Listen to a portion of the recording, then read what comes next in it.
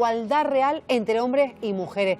Y un ejemplo es el caso que vamos a contar hoy, ¿verdad, Pepe? Una mujer que tiene una historia muy dura de violencia de género. Terrible. Ella a lo largo de toda la entrevista va a decir que fue asesinada ese día, y la situación ahora mismo es de que es una mujer que no puede hacer nada, que no puede trabajar, no está trabajando, pero no recibe ningún tipo de ayuda, ni se le ha reconocido ni siquiera su invalidez. No puede ni siquiera, como ella relata en un momento dado, ni siquiera coger una fregona y ponerse a recoger su casa. ¿La vemos? La primera parte. Venga, vamos ahí. A Miriam Cabrera, víctima de violencia de género. Nos hemos trasladado hasta Icós de los Pinos.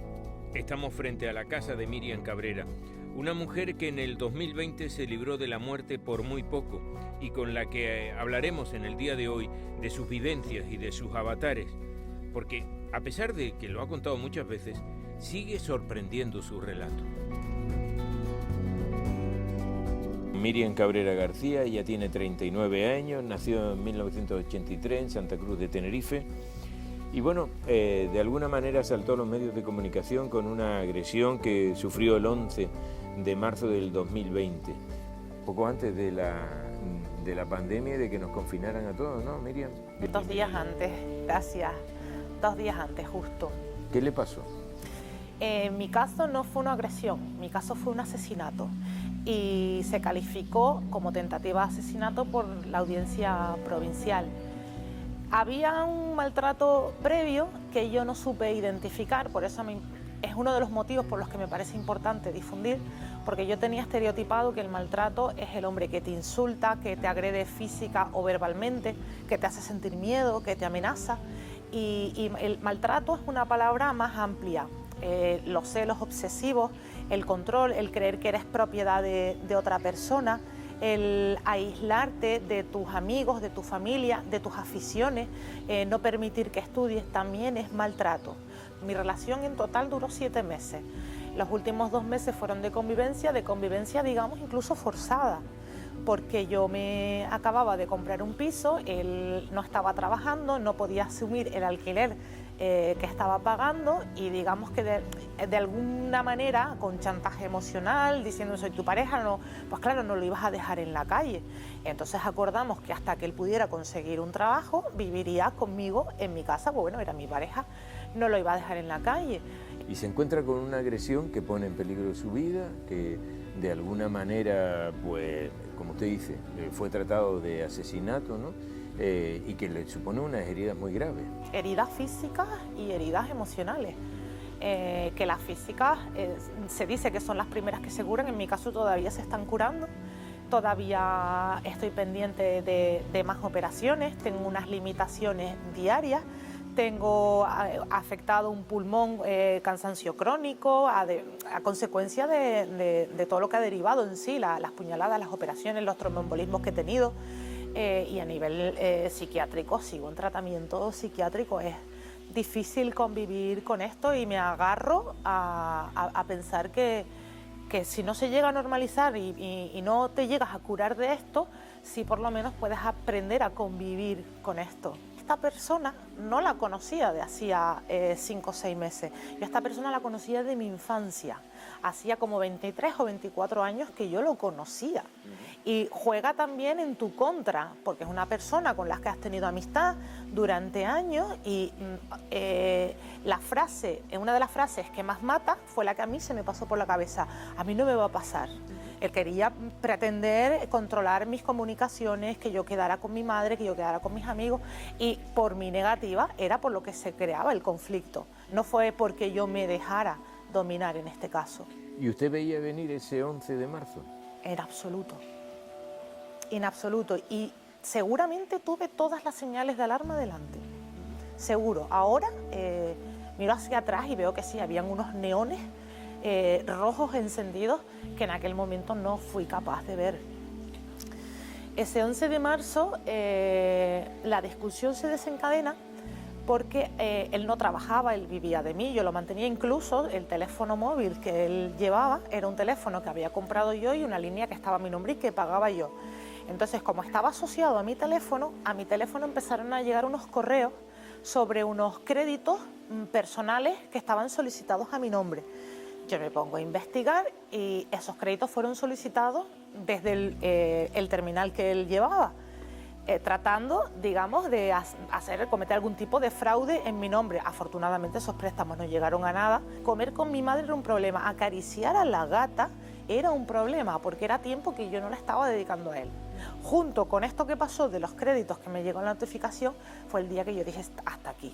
Fue un día normal. Él muchas veces llevaba a mi hijo al colegio, en lo que yo paseaba al perro. Cuando llegaba nos tomábamos un café y luego ya depende, él no hacía nada. Yo o me quedaba en casa estudiando o me iba a trabajar, depende de si me tocaba o no. Entonces, cuando nos estábamos tomando el café, le pedí que me diera el terminal para yo ver delante de él que efectivamente todas esas búsquedas y todas esas solicitudes habían salido desde su terminal, y yo les puse los motivos por los que yo ya no soportaba más la relación, así que cogiera sus cosas y se fuera de mi casa. Incluso le dije, como él tenía un montón de cosas en mi casa, tenía una ropa, tenía cosas que a lo mejor no podía transportar en ese mismo momento porque yo quería que se fuera ya, le di la posibilidad de dejar esas cosas en mi casa durante un tiempo determinado hasta que él consiguiera donde vivir y donde poner sus cosas, y él me dijo que sí, que así lo haría.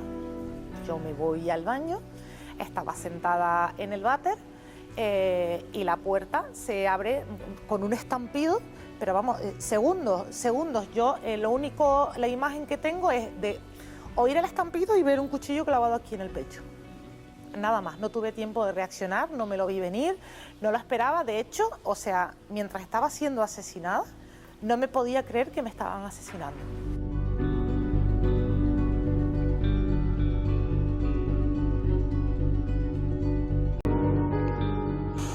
Tengo ahora mismo la piel de gallina, escuchando el relato de Miriam, de esta superviviente de violencia de género. Exacto, y quizás queda lo más cruel de todo esto, porque no solo es que se encuentra con un cuchillo clavado, sino que es que no se puede poner de pie y que tiene que arrastrarse, y que mientras está negociando con su asesino lo que va a pasar a continuación. Entonces, es que ninguno de los que estamos sentados aquí nos hemos puesto nunca en una situación similar, y tiene que ser tremendamente duro psicológicamente. No estoy hablando de la herida en sí, que ya lo es, sino lo que pasa por tu cabeza en ese momento. Y, por ejemplo, ella dice que lo que no quería era morir en el suelo, porque entendía que todo aquello le podía perjudicar aún más de lo que ya le estaba perjudicando.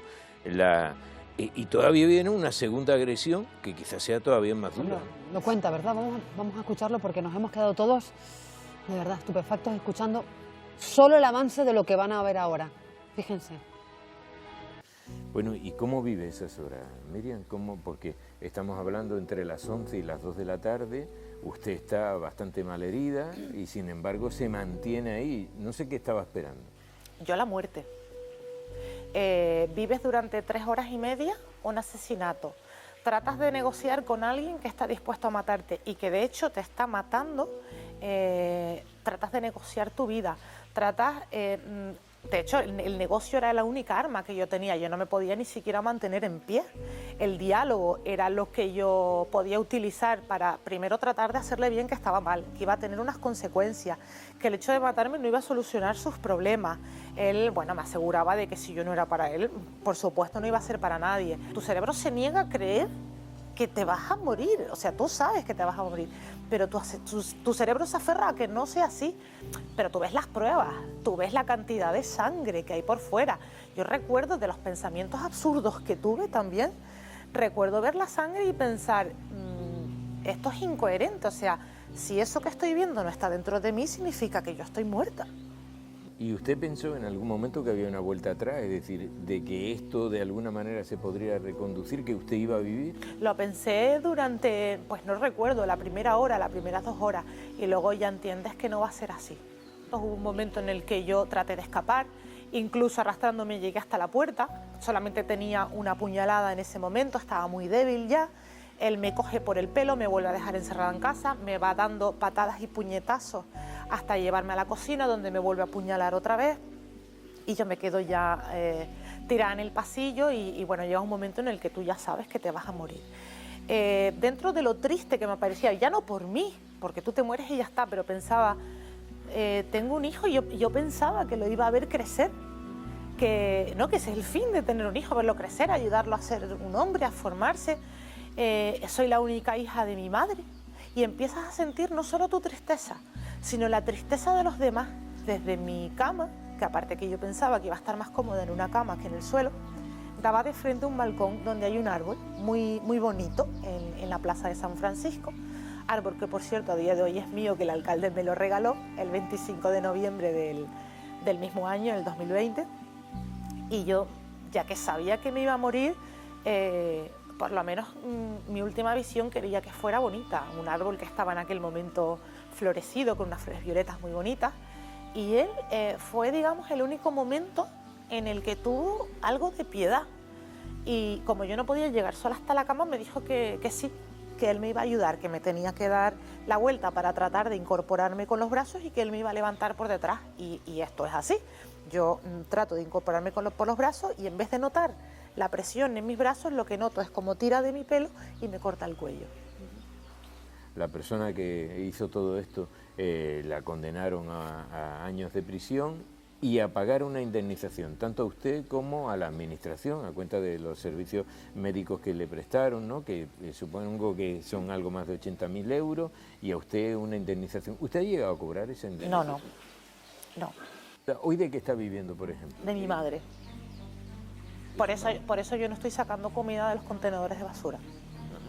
Ni me han embargado la casa porque mi madre se ha hecho cargo de la hipoteca, ni me han quitado el coche porque mi madre se ha hecho cargo del préstamo personal del coche. Yo antes de esto tenía una vida normal, yo tenía un trabajo y yo era muy capaz de afrontar mis deudas, de vivir, incluso de mantener a mi hijo y hasta de alguna vez de irme de viaje, aunque fuera a Fuerteventura.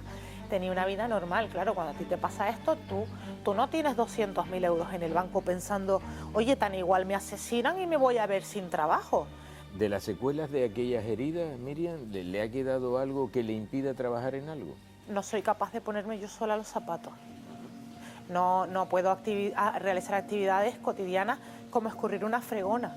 Yo tengo todos los intestinos reconstruidos, el vaso, el duodeno, el intestino cortado por partes, vuelto a coser, el hígado, parte de la tráquea, más las complicaciones que tuve derivadas de la operación y de un encamamiento tan prolongado. Yo perdí aproximadamente unos 3 litros de sangre.